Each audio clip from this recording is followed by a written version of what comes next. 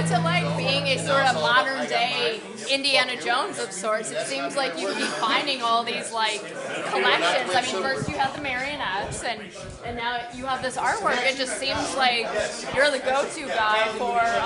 Yeah, I think there's something amazing in my aunt's sister's cousin's basement, but we don't know what to do with it. Yes. Yes. I agree. Like,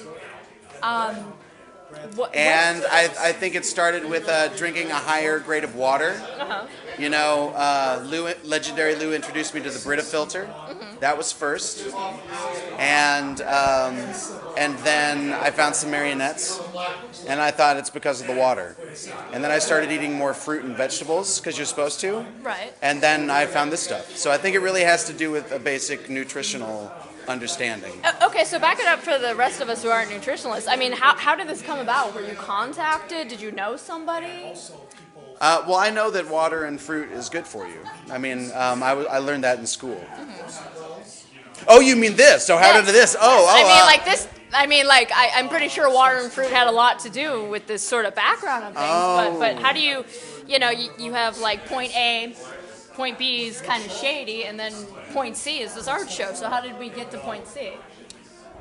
Well, for this, randomly, I was teaching Tristan Meinecke's grandson, Kyle, at Chicago Filmmakers. Okay. He was one of my campers. Okay. And I started talking to his dad, Brad, when he would pick him up.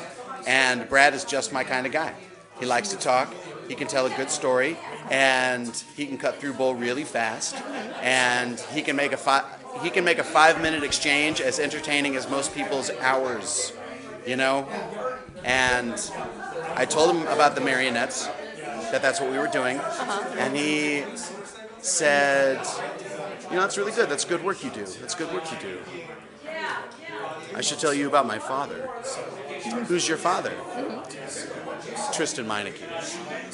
And he was this close to being an internationally famous artist. And I asked him why he never was, and he said because he was a genius and a lunatic. Well, usually from what I understand. Yeah, and then he brought me here to this exact place we're standing in, except it was filled with debris and clutter, and all this artwork was downstairs in the basement in a pile covered in some mold and some dirt and some soot. Okay, so then what was this space? Was this a residence? Was this a This business? is where he used to live. This is the former residence of Tristan Meinecke and Angel Casey. Okay. They left it to their sons, Scott and Brad, in 2007 after their mother, Angel Casey, passed.